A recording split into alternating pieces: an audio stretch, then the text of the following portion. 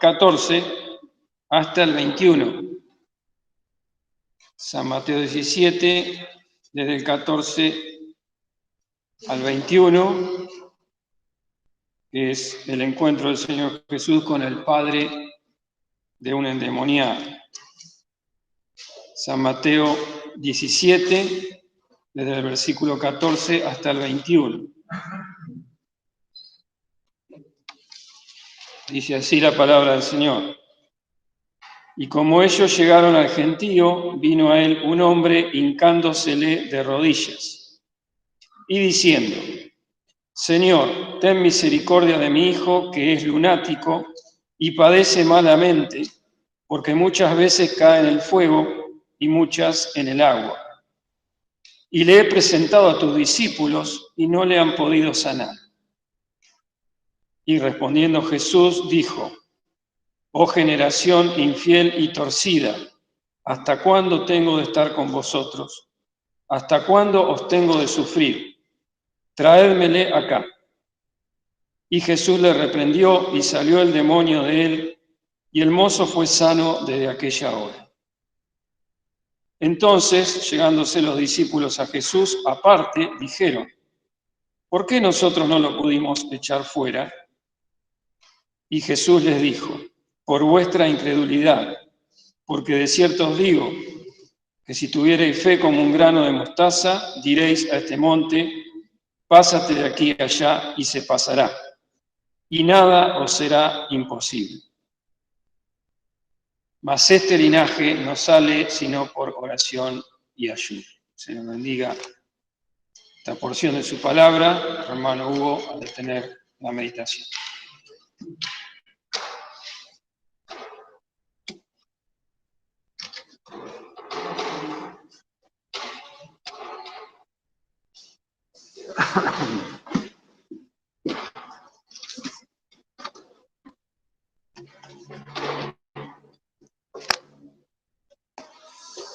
Buen día, hermanos.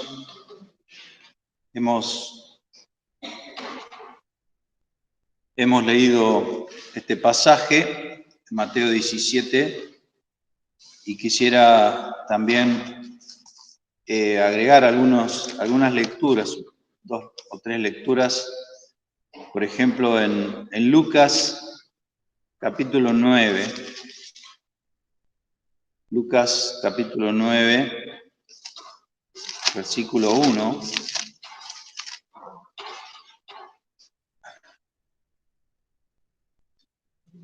Donde nos dice,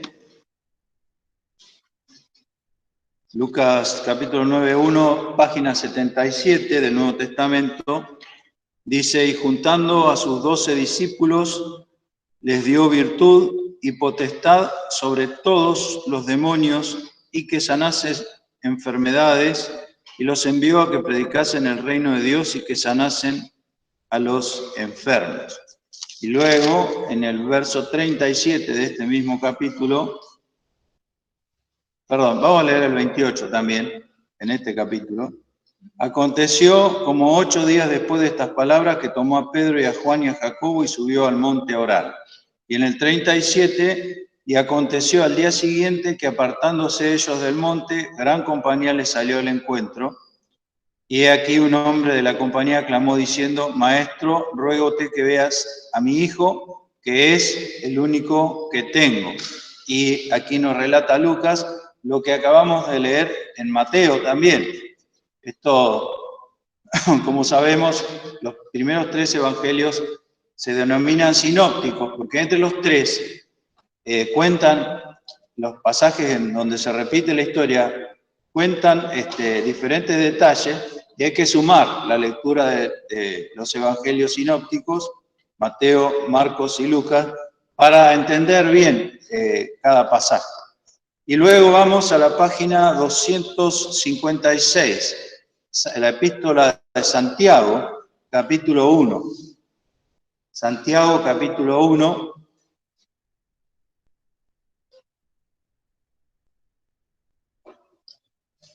Santiago 1:5, donde nos dice: Y si alguno de vosotros tiene falta de sabiduría, demándela a Dios, el cual da a todos abundantemente y no se hiere, y le será dada.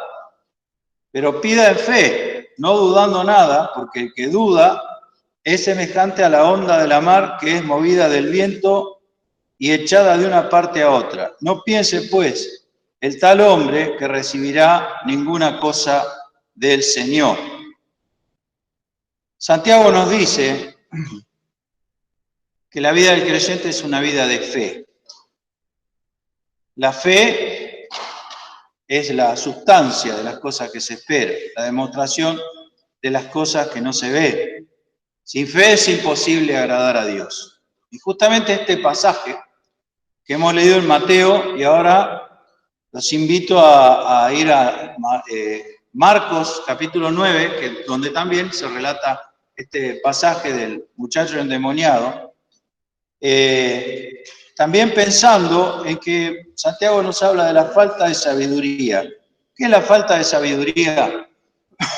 No es solamente el desconocimiento de aquello que Dios muestra en su palabra, sino muchas veces, vamos a hacerlo más cercano a lo cotidiano, muchas veces no sabemos qué hacer en determinadas situaciones. Hay situaciones en que tenemos que tomar decisiones rápidas muchas veces y no sabemos, no entendemos bien qué hacer. Entonces, ahí es donde nos dice Santiago, ante las pruebas, las tentaciones, las dificultades, que tenemos que demandarla a Dios, pero dice con fe. Si no piden fe, es como las olas del mar, que van y vuelven, y siempre estamos en la misma situación.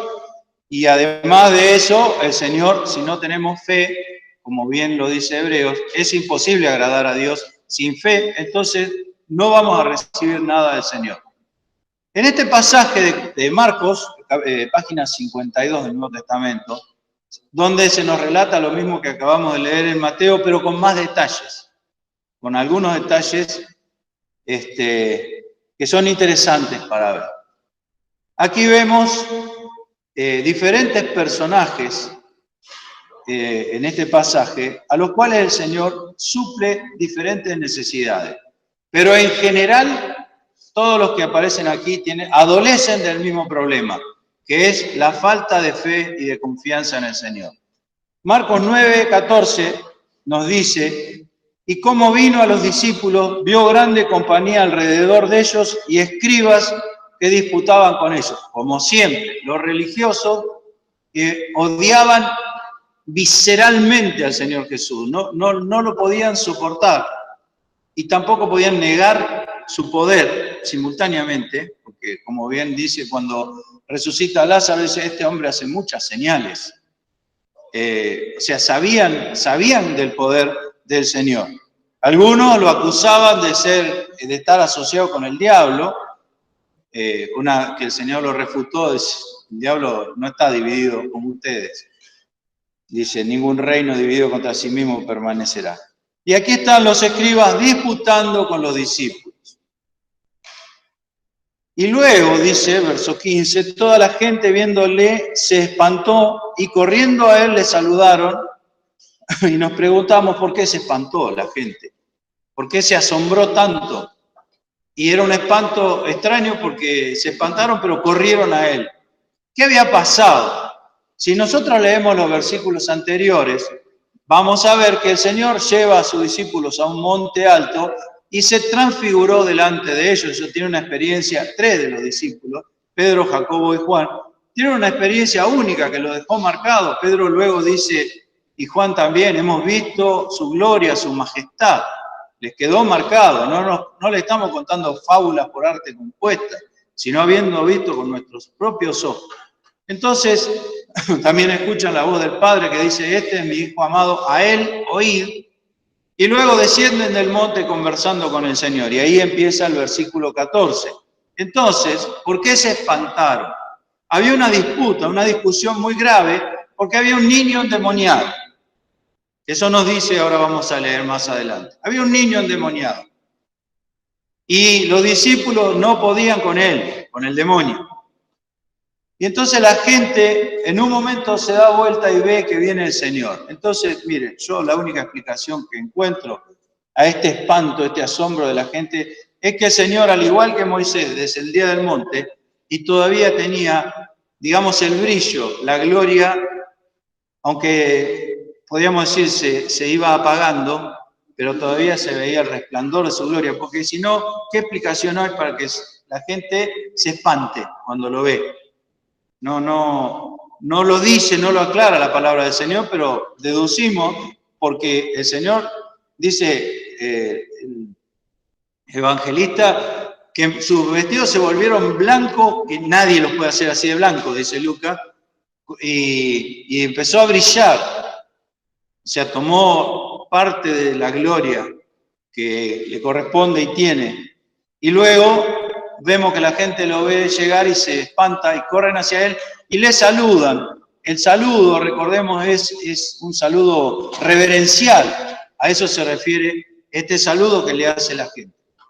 Y el Señor, dice el verso 16, les preguntó, ¿qué disputáis con ellos? Siempre el Señor, y esto tenemos que recordarlo siempre, hermanos. Hay muchos ejemplos en la Biblia en los cuales el Señor da un paso adelante a defender a los suyos. Cuando vino la turba enfurecida, guiada por Judas, a llevarlo a la cruz, el Señor, dando un paso adelante, en Juan 18:4 dice, ¿a quién buscáis? Y ellos le dicen que lo buscaban a él, y dice, bueno, dejen ir a este. El Señor adelante, es el pastor. Cuando Abraham pecó y mintió en Egipto, y sobre todo con Abimelech, otra vez que volvió a mentir sobre su esposa, diciendo que era su hermana, que era una verdad a medias, el Señor reprendió a los egipcios y reprendió a Abimelech.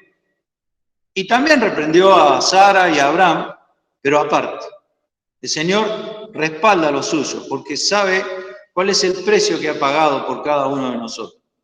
Eso no quiere decir que el Señor va a ser cómplice de nuestras faltas y nuestros pecados, pero siempre recordemos que el Señor guarda y defiende a los suyos.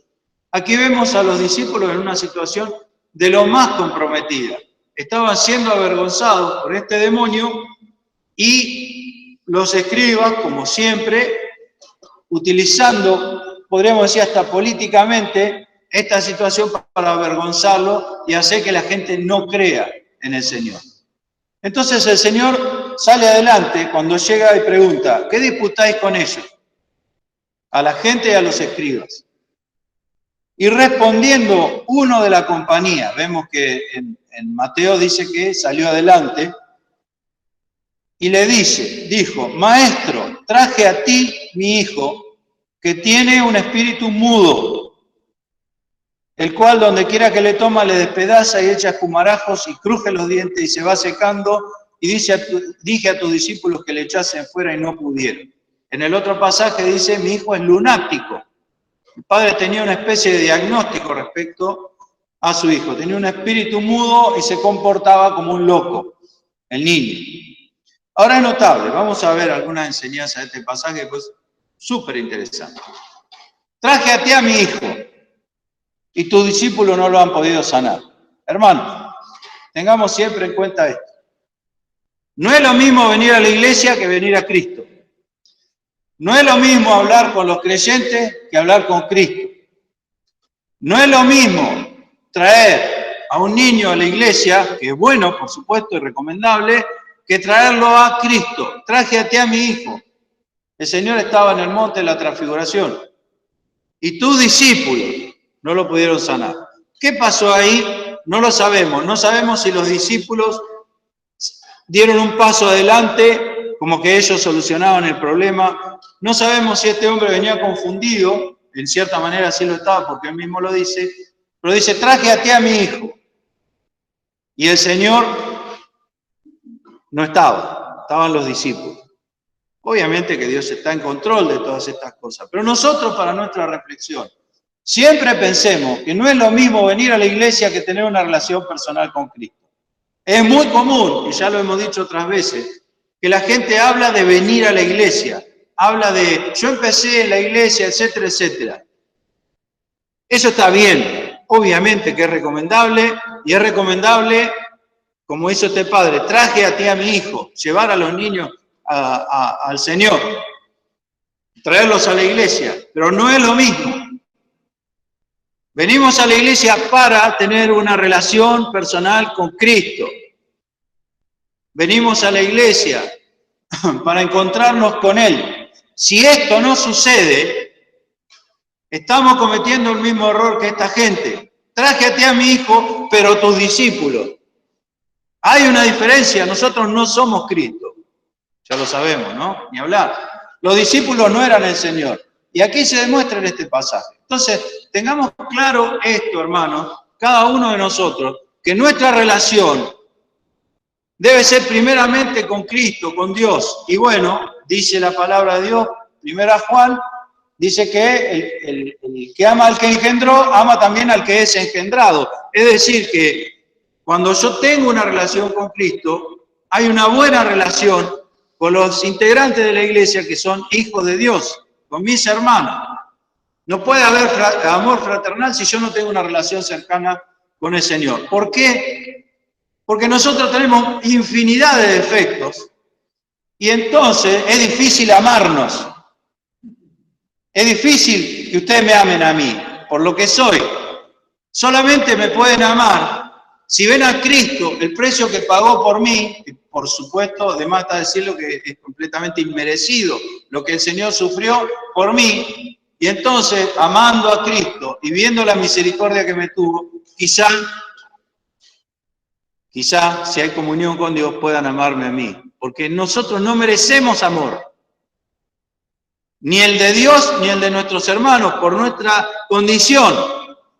Solo teniendo comunión con Dios se puede amar a los hermanos. Si no, los odio, no los soporto, porque cada uno de nosotros muestra una faceta de lo que es el abón, esa iniquidad interna del hombre, y es odioso eso, es odioso.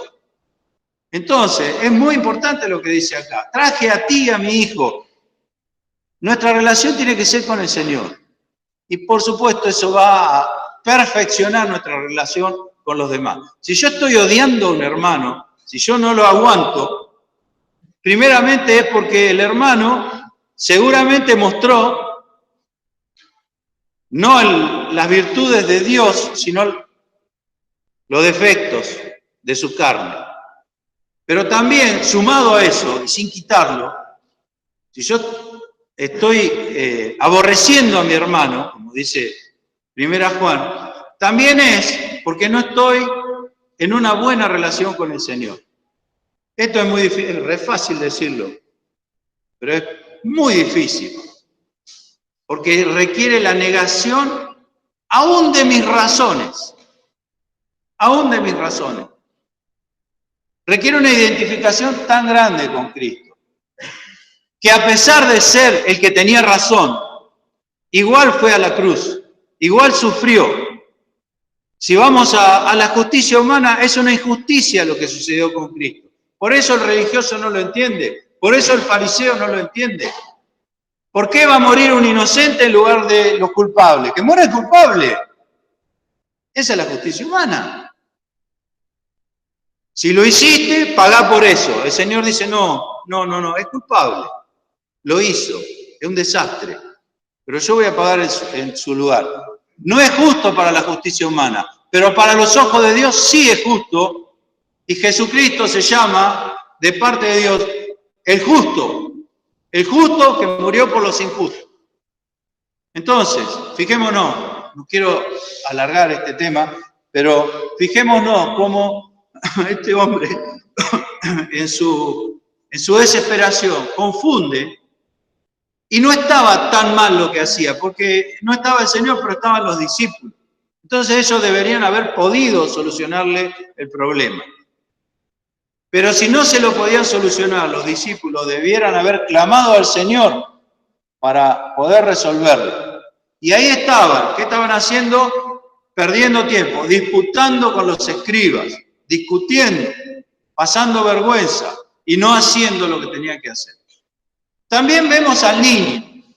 No se nos dice el nombre, es como un personaje secundario en esta historia, siendo, por así decirlo, el causante de esta historia, y en una condición desesperante, porque dice que el demonio lo quería matar. Y esto es muy importante que lo veamos, porque, mira, el otro día hablaba con una hermana, me dijo algo muy sabio.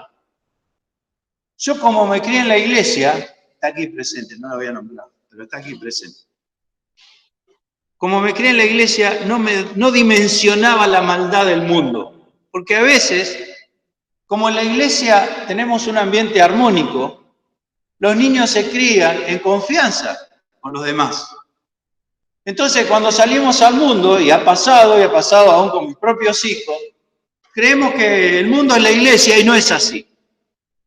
Y fijémonos acá, el demonio no perdona ni a los niños. Estaba destruyendo a un niño. ¿Cómo no van a ser condenados los demonios? Más vale que el Señor los va a condenar. Porque ni siquiera perdonan a los indefensos, a los niños, a los débiles.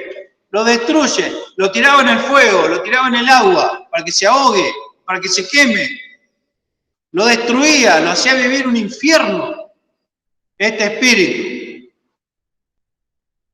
Y nadie podía hacer nada en contra de eso, excepto que tuviera fe. Porque el Señor les dice en Mateo que hemos leído, ustedes no lo pudieron solucionar por vuestra incredulidad, por vuestra falta de fe. Entonces vemos a este niño sufriendo sin que nadie pueda resolver el problema. Recordemos esto siempre, los jóvenes que están acá, todos recordemos que el diablo no perdona a nadie. Aunque sea una oveja débil, igual la quiere destruir, igual la quiere matar. ¿Y por qué no lo mataba? ¿Qué dicen ustedes? ¿Por qué no lo mataba? ¿Por qué nunca logró matarlo? ¿Qué les parece? Digo yo que no logró matarlo nunca porque el Señor le pone límite. El diablo no puede hacer lo que se le antoja. Hace hasta donde Dios le permite. Y entonces hacía el intento, pero el día de mi muerte y el día de la muerte de cada uno de nosotros está determinada por Dios, no por el demonio ni por ningún diablo que ande suelto por ahí. Entonces el Señor ponía límite y el niño seguía vivo, pero sufriendo. Y el padre, en toda su debilidad, podríamos decir, hizo algo muy sabio. Hizo algo muy sabio, que fue tratar de que el niño se presente delante de Cristo. Traje a ti, a mi hijo. Aquí vemos, no hay una fe esplendorosa, no hay una fe de la que nosotros podamos tomar el ejemplo en este hombre, pero hay fe. Spurgeon decía, nadie puede hacer lo que hizo este hombre si no tiene aunque sea un poco de fe, porque el incrédulo no le importa. Ningún incrédulo va a decir, ayuda a mi incredulidad. Solamente un creyente puede decir eso. O sea que este hombre creía, pero como vemos más adelante no le alcanzaba. Y en el verso 19 dice el Señor, que esto es una frase, si ustedes se ponen a analizarla, es una frase muy extraña de parte del Señor. De las más controvertidas, por así decirlo, lo que dice el Señor. Respondiendo él, les dijo, oh generación infiel, ¿hasta cuándo estaré con vosotros? ¿Hasta cuándo os tengo de sufrir? ¿Cómo el Señor dice eso? El Señor tomó la decisión en la eternidad de descender, hacerse hombre y descender a este mundo para salvar a los pecadores. Jeremías dice que el Señor hasta la vejez y las canas nos soportará. Y así, en infinidad, con amor eterno te he amado, por tanto te soporté con misericordia. Cuando el Señor asciende a los cielos, dice, yo estoy con vosotros hasta el fin del mundo. ¿Por qué dice esto el Señor? ¿Por qué pregunta hasta cuándo? ¿A qué se refiere? ¿A qué se refiere? Yo creo que la respuesta a esto está en la palabra generación. ¿Qué es una generación? Tiene muchas acepciones, ¿no? Porque tiene que ver con el origen, el nacimiento. Pero una generación es un grupo de personas que se parecen entre sí y que viven en un determinado momento de tiempo. Entonces, esa palabra también nos da a entender a quién le está hablando el Señor, porque hay una controversia. No, les dijo a los discípulos que eran infieles y torcidos, como dice Mateo. Otro dice, no, se lo dijo a los escribas y al padre del niño, que vino contando una historia que era más o menos cierta. La palabra generación es abarcativa, se lo dice a todos, porque todos tenían el mismo problema. Y todos tenemos este mismo problema. Porque cambia la generación, pero la condición humana sigue siendo la misma. Entonces, a cada generación se le puede aplicar la misma frase. Oh, generación infiel y perversa y torcida. Porque así somos. Yo creo que ahí, permítame la expresión, ahí ligaron todo. Porque todos tenían el mismo problema. Y luego termina este versículo 19 diciendo, traédmele. Spurgeon decía, esa es la receta que tenemos que aplicar para todo. Para todos nuestros problemas, el Señor dice, traédmele, venid a mí, traédmelo. A veces me ha pasado a mí que por ahí alguno de mi familia me recrimina por haberlo traído a la iglesia de chiquito, y cuando fueron, de chiquito no se quejaban, pero cuando fueron adolescentes empiezan a no querer venir los chicos, a algunos les habrá pasado. Entonces, ¿por qué me llevaba de prepo a la iglesia? Porque Dios lo manda, porque el Señor dice, tráemelo. Más adelante vemos las madres llevando a los niños a Cristo para que los tocara y los bendijese. Y los discípulos la reñían. Sáquenlo de acá. El Señor dice, dejad a los niños que vengan a mí y no se lo impidáis. Los riñó a ellos.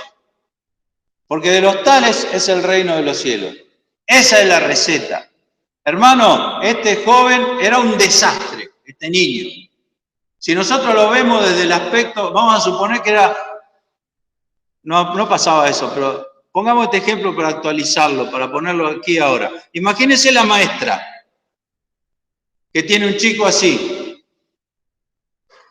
que se quiere tirar fuego, se tira al agua, larga espuma por la boca, se retuerce en el piso, incontrolable, no hay forma, no quiere escuchar, no habla, un desastre, ¿no?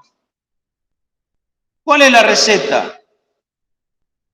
Traédmele, llevémoslo a Cristo. Quizás no lo podemos llevar físicamente, pero sí orar, presentarlo delante del trono de la gracia, a él y a todos los niños en esa condición, y a los otros también, todos a Cristo, para que él sí pueda resolver el problema. Hay cosas que solo lo resuelve Dios. ¿Cómo se hace para que la gente cambie? El Señor en Mateo 17:20 que hemos leído, dice que si tuviéramos fe como un grano de mostaza, le diríamos al monte que se echa a la mar y lo haría. Y nada sería imposible para nosotros. Pero si ponemos a ver, quizás hasta sea más fácil echar una montaña en el mar que una persona cambie. No nos damos cuenta del milagro que es la conversión de las personas. Que cambie su vida. Un hombre que era, miren, me pasó el otro día. Fue una vecina a casa. Por una razón laboral, no viene al caso. Nos pusimos a charlar, porque le gusta conversar, una persona muy simpática, y surgió el tema, bueno, como siempre, de que nosotros venimos a la iglesia, que somos creyentes, que creemos en el Señor como nuestro Salvador, y dice, mi papá iba a esa iglesia. Yo fui a otra, pero dice, mi papá iba a esa iglesia. ¿Quién es? O sea, acá nos conocemos todos. Y me lo nombró y yo recordé quién era. Era un señor correntino que venía, que falleció ahora, yo no sabía, falleció hace un par de años, que había sido policía. Sí, le digo, tu papá, sí, un hombre muy correcto, era muy educado el hombre. Y me empezó a contar lo que había sido su niñez con su padre. Tremendo, tremendo. Le digo, no me sigas contando porque lo voy a terminar odiando. Y le digo, ¿y qué pasó? Y no, dice, al último yo decidí que tenía que sacarme eso, fíjense, tenía que sacarme todo ese odio que le tenía de mi corazón, y fui a su casa, ya estaba enfermo, y recompusimos nuestra relación y aparte, le digo, pero él, ¿cómo estaba? Porque venía acá, escuchó el Evangelio. Digo, vino a la iglesia, escuchó la palabra de Dios, escuchó la palabra de arrepentimiento, la palabra de cambio de vida. Sí, dice, había cambiado, era muy distinto. Así que bueno, ojalá quiera el Señor que este hombre esté en la presencia del Señor y no en el otro lado. Pero vemos el cambio, un milagro que una persona cambie. Una persona que nosotros la condenaríamos, escuchando las cosas que ha hecho. Y conoce el Evangelio, se arrepiente, reconoce su condición y cambia de verdad. El Señor lo cambia, le da una nueva, lo hace una nueva criatura, lo hace nuevo en Cristo. Eso es un milagro más grande que mover una montaña y tirarla al mar. Además de ser más útil, ¿no? Pero a veces los problemas son como las montañas. Y no podemos ni rodearlo ni treparlo, porque son tan grandes. Y el Señor dice, te falta un grano de mostaza de fe y todo se solucionaría. A veces las montañas las hacemos nosotros, con nuestros pensamientos, con nuestras cosas, como escuchábamos ayer. El diablo te apunta a la cabeza, se te llena de pensamientos. ¿Cómo es que decía Karina? ¿Qué pasa con los pensamientos? Se instala, decía Karina, ¿no? Se te instala un pensamiento y machaca, te levantás a la mañana y sigue. Puede ser un pensamiento de odio hacia otra persona, puede ser un pensamiento de yo no puedo, yo nunca voy a poder, esto no se va a arreglar nunca, ¿no? Se instala. ¿Quién te lo instala a ese pensamiento? Ya sabemos quién te apunta a la cabeza. Por eso el yelmo de salud. ¿Qué es el yelmo de salud? Soy salvo, Señor. Nada ni nadie me puede arrebatar de tu mano. Entonces este problema no puede ser más grande que mi salvación que me has dado. No puede ser más grande que Cristo mismo. No puede haber un problema más grande. El yelmo de salud. Traédmele. Y nos preguntamos, ¿cómo traédmele? Dice, la primera escena que nos relata este pasaje, dice que los escribas y la gente rodeaban a los discípulos y estaban discutiendo. Y ahora el Señor dice, traédmele. ¿Y dónde está el niño? ¿Cómo traédmele? ¿No dijo el Padre, traje a ti, mi hijo? Fíjense lo que pasa. Porque este niño sufría por la incredulidad de los mayores, que es lo que la mayoría de las veces sucede con los niños. Y era tan grande el deseo de confrontarse que tenían y la vergüenza que estaba pasando los discípulos, que el niño quedó atrás, pasó a ser un personaje secundario, al punto que el Señor dice, bueno, ¿dónde está el niño? Tráigamelo. Y así pasa, ¿no? Cuando los grandes, es como dicen los chinos, cuando los elefantes se pelean, la que sufre es la hierba, el pasto, ¿no? Y así pasa, los grandes tenemos nuestras cuestiones, nuestras discusiones, y los niños pagan el pato. Tráemele. No fue el padre con el niño, Señor, lo traje a ti. Estaba en algún lado, había quedado por ahí, quizá oculto entre la gente, vaya a saber qué. Pero el niño ahora ya parecía que no era lo más importante. Y el padre sigue insistiendo. Hermano, este hombre tiene algo para tomar de ejemplo. Siguió insistiendo, aunque él mismo confiesa que le faltaba fe, lo dice más adelante. Sin embargo, seguía insistiendo y llevando a su hijo al Señor. Está sonando un celular por ahí. Y se lo trajeron.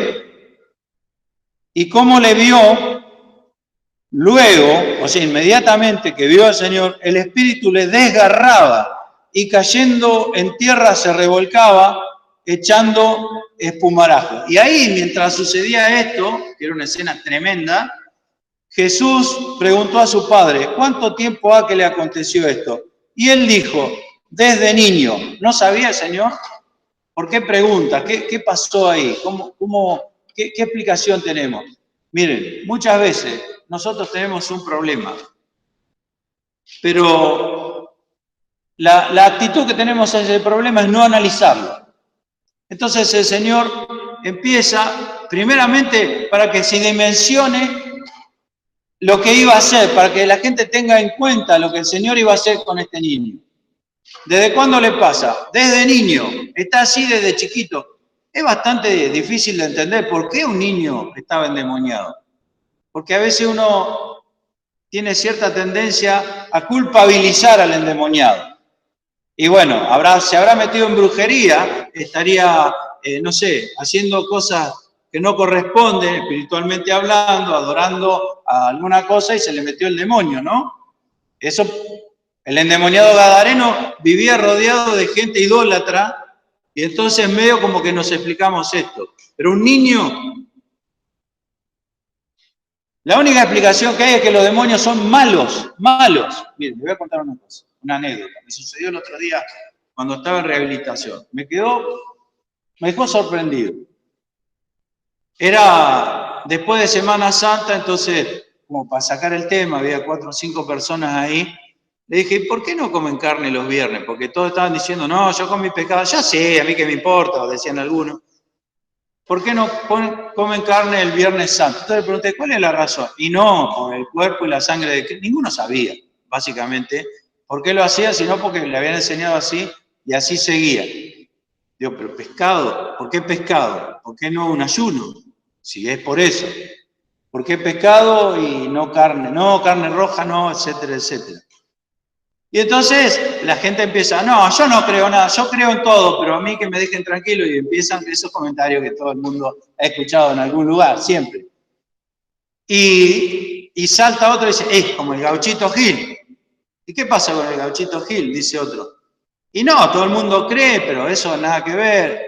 Y uno de los que estaba ahí sentado, callado, dice, no, ojo, el Gauchito Gil tiene su poder. Dice, resulta que cuando jugó, miren esto, fíjense esta anécdota. Era divertida, pero es para pensar. Cuando jugaba Boca con el Barcelona, un amigo mío fue allá al Gauchito Gil, que está en la ruta, a la salida, yendo para la Dulce, y le hizo una promesa al Gauchito Gil. Si ganaba Boca al Barcelona, o algo por el estilo. Pero en la promesa incluía que me iba a llevar a mí, dice el hombre este, que estaba ahí junto conmigo rehabilitándose. Me iba a llevar a mí, dice, me metió a mí, yo no tengo nada que ver, pero prometió el Gauchito Gil que me iba a llevar. Entonces dice, cuando se cumplió lo que había pedido, dice, bueno, me tenía que acompañar, porque yo le prometí al Gauchito Gil que te iba a llevar a vos, pero vos estás loco, pero dale, llevame, porque empezó a insistirle. Dice, lo tuve que llevar en el auto, porque él andaba a pie, así que tuve que cargarlo en mi auto y llevarlo a Gauchito Gil. Lo llevo, abre la puerta y dice, te tenés que bajar. ¿Cómo que me tengo que bajar? Sí, te tenés que bajar y prenderle una vela. ¿Vos estás loco? Yo iba, dice, a regañadientes, no quería saber nada con el Gauchito Gil. Pero dice, bueno, ya que estoy acá, mi amigo me insiste, agarra la vela así, dice, voy a poner la vela y se me prende el fuego la campera. Tuve que sacarme la campera, la tiré, se quemó toda la campera. No, me quedé sin campera. Me subo al auto, dice, voy a darle arranque y me quedo con la llave metida adentro y quebrada, y yo con la parte donde se agarra, así que tuve que llamar a la grúa, gasté un montón de plata, pero dice, ahora cada vez que paso le toco bocina, no digo nada del Gauchito Gil porque se ve que sabía que yo iba a regañadientes y me dio duro. Ahora fíjense, ¿no? Como es divertida, la verdad que nos reíamos todos, pero ¿qué hay atrás de todo eso? Porque no vamos a decir que el Gauchito Gil era un santo, era adorador de la muerte en su vida, era un hombre que existió, un personaje histórico. ¿Qué hay atrás? Fíjense cómo por el terror, el demonio que está ahí atrás, porque hay un demonio que se está haciendo adorar, lo llevó de prepo. Y nosotros, ¿qué haríamos en una situación así? Nosotros cuando pasan esas cosas, hermanos, tenemos que orar al Señor, como dice aquí el padre de familia, traje a ti a mi hijo. presentarnos delante del Señor, porque esas cosas, esos movimientos espirituales, quizás no los percibimos, pero están. Fíjense, yo me quedé sorprendido pensando en lo que hay atrás, no en la anécdota chistosa que le pasó a este hombre, sino que el demonio ese, como el otro había prometido, le exigía. Él lo atribuye al gauchito Gil, que se le quemó la campera, se le rompió el auto, gastó un montón de plata, él lo atribuye a eso. Traédmele, venid a mí, dice el Señor. Fíjense, la gente es capaz de hacer cualquier cosa, siendo engañada por los demonios. Se lo trajeron y como le vio, luego el espíritu le desgarraba y cayendo en tierra se revolcaba echando espumarajos. Y Jesús preguntó a su padre cuánto tiempo ha que le ha acontecido esto y él dijo desde niño y muchas veces le echan el fuego y en aguas para matarle. Mas, si puedes algo, ayúdanos teniendo misericordia de nosotros. El padre tiene algo de fe, pero no está completa. ¿Por qué? Porque ha tenido una decepción con los discípulos del Señor. Entonces, está dudando del poder de Dios, porque los discípulos no han podido solucionarle el problema. Cuidémonos de esto, hermano. ¿Cuántas veces hay incredulidad en la gente, o dudas, por lo menos, debido a nosotros, no al poder de Dios, porque el poder de Dios, el brazo del Señor no se ha cortado para salvar. Pero muchas veces nosotros opacamos la gloria de Cristo con nuestra incredulidad. Entonces, ya estaba dudando de Dios este hombre, porque los discípulos no habían podido resolver el problema. Entonces le dice, si puedes algo, como si dijera, no sé si podrás. Si puedes algo, miren a quién se lo dice. Si puedes algo. Y Jesús le devuelve el golpe. Dice, Jesús le dijo, si puedes creer, al que cree todo es posible. El problema no está en mí, está en vos, que no crees, que estás dudando. No se trata de que Dios se le terminó el poder, sino que a veces yo soy incapaz de usarlo. Si puedes creer, al que cree, todo es posible. Y aquí vamos a otra reflexión, hermano. ¿Creer en qué? Creer en Dios, por supuesto. Pero ¿cómo creo, cómo aplico? ¿Cómo es el procedimiento para creer del creyente? El hombre el padre del niño dice, y luego el padre del muchacho dijo, clamando, alguna versión dice clamando con lágrimas, creo, ayuda a mi incredulidad. Ahora vamos a ver esa confesión maravillosa que hace, porque abre su corazón al Señor. Pero creer no se trata de una cosa indefinida, yo creo. Se trata, porque lo dice la palabra de Dios, la fe viene por el oír. ¿Y el oír por qué viene? Por la palabra de Dios. Este hombre, al igual que su discípulo, tendría que haber creído en la palabra de Dios. Los discípulos, el Señor también les censura su incredulidad, como tantas veces. Porque por eso leímos Lucas 9:1, Él les dio potestad sobre los demonios y para sanar enfermedades. Y no creían. No creían ni siquiera en lo que le había encomendado el Señor, que cuando me manda a hacer algo, me va a dar las herramientas para hacerlo. Obvio que no le iba a pedir a ellos que echaran los demonios, lo echaban en el nombre del Señor, con el poder de Dios. Y aquí, entonces, pensemos que nosotros, para tener una experiencia de fe, primero tenemos que buscar un texto en la palabra de Dios que defina lo que tenemos que hacer o que defina nuestra situación o que nos explique. Primero vamos a la palabra de Dios y buscamos el texto. Y una vez que tenemos el texto, lo creemos hasta el fin. Si no lo hacemos así, empezamos a dudar porque no tengo explicación, entonces no sé qué va a pasar, entonces no sé en qué creer. Miren, a veces tenemos grandes crisis de fe. A mí me ha pasado mucho. Grandes crisis de fe. Pero una cosa de la palabra de Dios es que tiene textos, frases de aplicación general. La fe, mire, a mí me pasó. Por ejemplo, vamos a un ejemplo característico. Cree en el Señor Jesucristo y serás salvo tú y tu casa. Si yo estoy en fe, tomo ese texto para mí.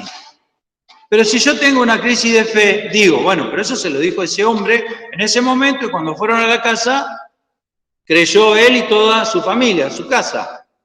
No es para mí, es para él. Eso dice la falta de fe. Pero hay otros textos en la palabra de Dios que son de aplicación general. Por ejemplo, Salmo 25. Ciertamente, absolutamente quiere decir, ninguno de los que en ti esperan será confundido. Es un texto para todos, ¿no? Para todo aquel que cree. Entonces, hermano, consejo de aquel que se ha equivocado, ha caído y ha faltado la fe. Cuando tienen una crisis de fe, parece que Dios te abandonó, parece que las cosas están horriblemente mal y que sos un error en toda la creación de Dios. Buscá en la Biblia los textos de aplicación general. Hay muchísimos, porque Dios sabe cómo somos. Y aferrate a eso y aplicá la fe en eso. Y ahí sí vas a poder decir, creo, Señor, ayuda a mi incredulidad. ¿Por qué? Porque muchas veces el Señor nos dice una cosa y las realidades externas parece decir lo contrario. Entonces yo tengo una crisis porque no sé si creerle al Señor o creerle a las circunstancias. Y siempre debo creerle al Señor, porque las circunstancias engañan. Aparte, el diablo arma todo como para que yo crea en eso que está pasando. Y no es así. El que dice la verdad es el Señor. El que dice, de David decían, no hay para él salud en Dios. Y del Señor Jesús, porque eso se aplica al Mesías, también. No hay para él salud en Dios. ¿Y qué pasó? Era mentira, era un error. Era un error. Eso lo decían los que no creían. Entonces el creyente va, Señor, dicen que no hay para mí salud, salvación en ti, que ya no tengo remedio, que esto no se arregla más. Y aquí estoy, Señor, porque tú me dices que tienes un poder que me has dado a mí, que es capaz de levantar a los muertos. Entonces, la fe, por eso dice Santiago, pida en fe, no dudando nada. Para no dudar nada, yo tengo que creer en la palabra de Dios, porque la fe viene por el oír y el oír viene por la palabra de Dios. Es decir, sea que la lea o sea que la escuche, eso hace que yo tenga que agarrarme, porque si no es muy nebuloso y ahí es donde entro en crisis, ahí es donde caigo. Por eso hay que creerla y hay que leerla, la palabra de Dios. Porque cuando está todo bien, aún así tenemos que leerla. Pues muchas veces nos olvidamos de Dios cuando está todo bien. Creo, ayuda a mi incredulidad. Ningún incrédulo total puede decir estas palabras, porque dice creo. Los incrédulos no le importa ser incrédulo. El creyente, como decía Spurgeon, es el que entra en crisis cuando se da cuenta que su fe no alcanza. Entonces pide ayuda. No olvidemos nunca que la fe es un don de Dios.